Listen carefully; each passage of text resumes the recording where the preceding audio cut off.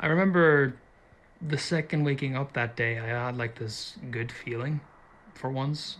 At that time, I remember, especially like that time in my life being a bit rough, but I remember like that morning felt different. It felt shaky, like, oh, something's good, like good shaky, but like, yeah, the the sky was, yeah, the sky was a pretty clear, like sunny day, pretty warm. Considering it's Norway, it was pretty warm. Didn't wear need to wear like a coat, like a big coat. All you needed was simple hoodie, and then wear some warm clothes. And I don't know, the was a lot of seagulls out in the seaside town.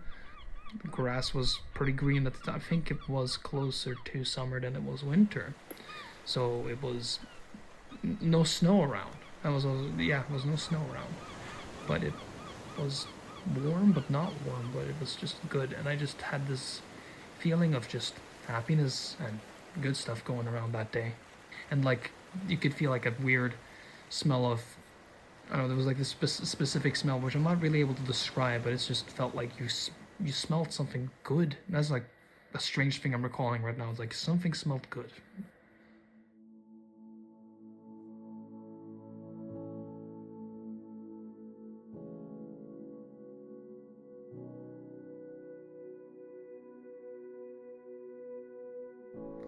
So the day, I don't really know where to start, like fully with where to begin. But what I will say is just my stepdad had recently gotten in contact with a very famous Norwegian voice actor. His name now has been unclear because, well, the dream isn't the same. But back then, it was being a voice actor. But just recalling it then, like walking towards this cafe and being able to meet one. I remember I was going for the roof. It was insane, knowing that I'd meet him, and just being able to get 10 minutes of his time, knowing the industry, knowing what to do, knowing the ins and outs and where to focus on. Because, you know, I didn't know anything. I was, what, 14, and didn't know where to go, didn't know where to begin doing things. And he wasn't worldwide, but just sitting with him, sitting with this very famous Norwegian celebrity was exciting. I was out of my chair. I was locked in. Just wanted to talk to this voice actor for as long as I could.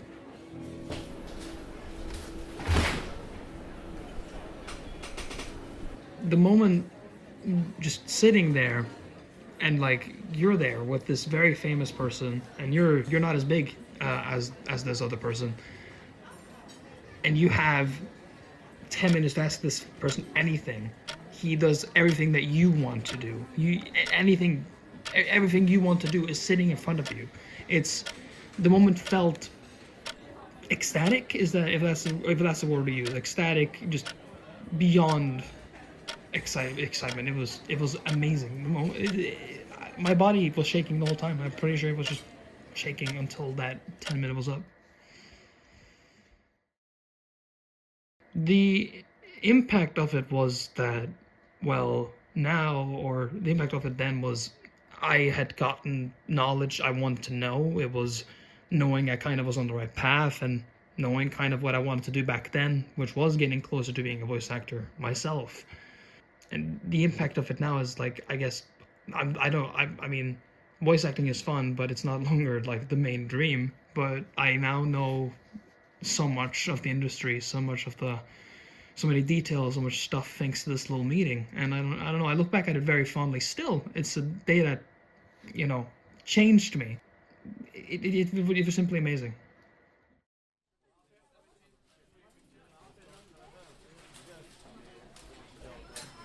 What I learned from it was like all of the bits and tips and like tricks of like drink, especially like honey for certain voices, or drink cold drinks for these kind of voices. And generally like what you need to do, what you need, like you need an agent to get places. You need to know different accents. You need to, since you also are Norwegian wanting to be English, you need to actually perfect the English to a T to be able to perform outside, because they don't want you to like screw up your sentences. They want you to, you know, get it right. I suppose it kind of helps you like branch out into different corners of the industry then. Yeah, absolutely. Because there's different accents that, you know, come with it as well. And your normal voice as well is something that is unique to you, is also something I guess you also learned from it as well. So it's a pride that I have with my English is that no matter what anyone wants to say or whatever, yeah, I come from Norway, but my accent, the way I talk English, even though it's American-ish, it's still unique in a way, and my voice is unique for the industry. Not that it will probably go in the industry because I'm not doing voice acting, but still, it's the benefits you find through it.